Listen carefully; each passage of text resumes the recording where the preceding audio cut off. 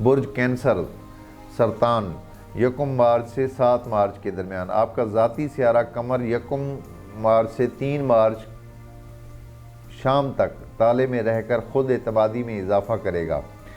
माली मामलात से ताउन, माली मामलात से ताल्लुक़ रखने वाले खाना नंबर 2 यानी आपका फ़ाइनेंस का घर को अच्छे सियारे देख रहे हैं, लिहाजा माली मामलात में बेहतरी की उम्मीद रखनी चाहिए।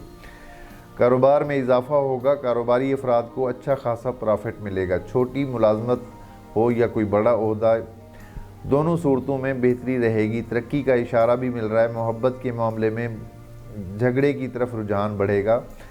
शरीक हयात से ताल्लुक़ आम नौइयत का होगा। दोस्तों और अजीज़ों से ताल्लुक़ में बेहतरी रहेगी।